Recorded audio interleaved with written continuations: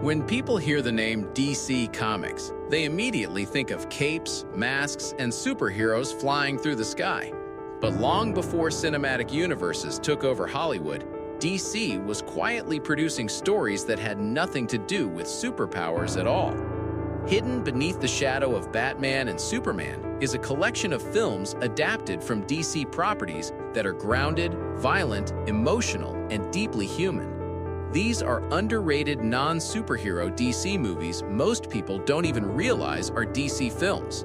It starts with Road to Perdition from 2002, a grim and beautifully shot crime drama based on the DC Comics imprint Paradox Press. Set during the Great Depression, the film follows Michael Sullivan, a loyal enforcer for an Irish mob boss whose life collapses when his young son witnesses a murder. Forced to flee, father and son go on a brutal journey across America while being hunted by killers and haunted by guilt. At its core, the film isn't about crime, it's about fatherhood, legacy, and the violence passed down from one generation to the next. Tom Hanks plays against type as a quiet, emotionally broken man, while the world around him feels cold, rainy, and unforgiving. The film's slow pace and moral weight make it feel more like a tragic novel than a gangster movie. And despite being a DC adaptation, it contains no heroes, only damaged people trying to survive their own choices. Then there's A History of Violence from 2005, one of the darkest and most unsettling films ever adapted from a DC graphic novel. The story follows Tom Stahl, a small-town family man whose life unravels after he kills two criminals in self-defense. As media attention grows, so do questions about who Tom really is. Slowly, it becomes clear that his peaceful life is built on a violent past he tried to bury. The film explores how violence never truly disappears, it only hides. Every act of brutality in the movie feels raw, sudden, and uncomfortable, stripping away any sense of cinematic glamour. What makes it disturbing isn't just the bloodshed, but how it infects family, identity, and intimacy. It's a psychological horror disguised as a crime thriller, and one of DC's most mature adult adaptations. Next comes V for Vendetta from 2005, a film that has quietly become one of the most influential political movies of the 21st century. Set in a dystopian future where Britain is ruled by a totalitarian regime, the story follows a masked revolutionary known only as Viz, who uses terror, symbolism, and ideology to fight oppression.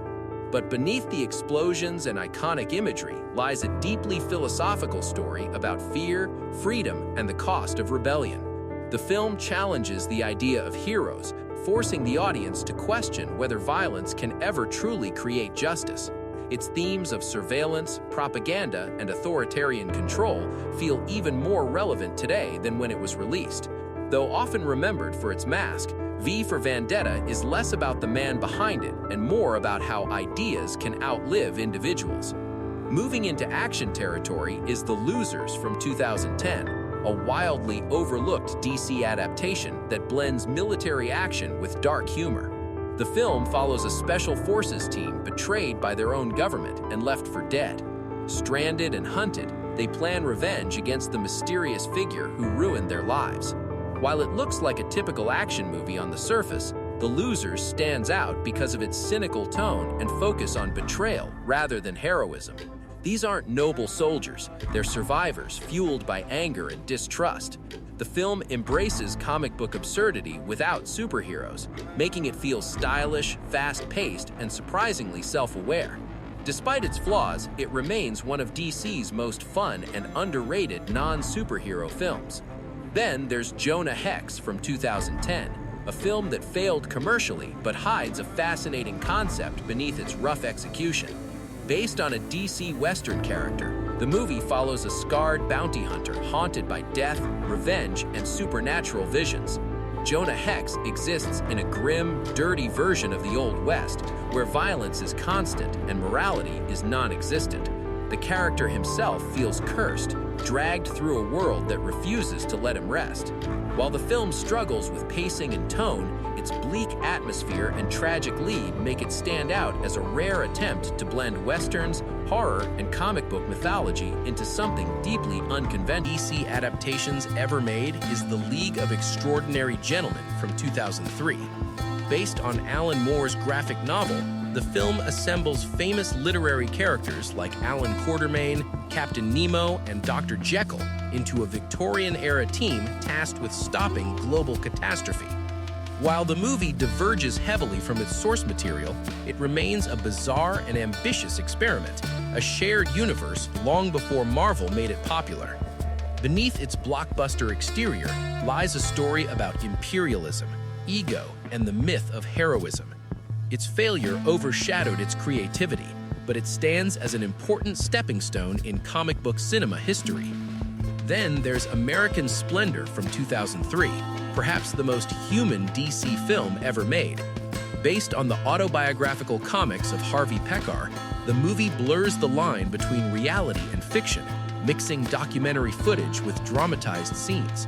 It follows Pekar's painfully ordinary life, his job, his relationships, his frustrations, and his relentless honesty. There's no action, no violence, and no spectacle. Instead, the film finds meaning in misery, routine, and self-awareness. It's a quiet, brutally honest look at depression, creativity, and the struggle to find purpose.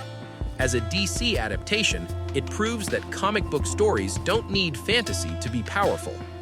Red, from 2010, takes a lighter but still grounded approach, following retired CIA agents who were targeted for assassination by the government they once served. While the film leans into humor and action, its core theme is betrayal, how systems discard people once they're no longer useful. The characters are older, cynical, and aware that loyalty means nothing in the world they helped build. Beneath its fun surface, Red is about aging, relevance, and survival in a system that constantly moves on. Finally, there's Stardust from 2007, a magical fantasy based on Neil Gaiman's DC-published novel. Unlike traditional fairy tales, Stardust is filled with moral ambiguity, violence, and dark humor. The story follows a young man who crosses into a magical realm to retrieve a fallen star, only to discover that the world beyond his own is cruel, dangerous, and unpredictable. Witches murder without hesitation, princes betray each other, and happy endings are never guaranteed. The film balances wonder with brutality, creating a fantasy world that feels alive and dangerous rather than comforting. Together, these films reveal a side of DC most audiences never see. Stories rooted in crime, politics, trauma, identity, and human weakness. They prove that DC isn't just about superheroes, but about storytelling in its rawest forms, where the real battles are fought inside people, not in the sky.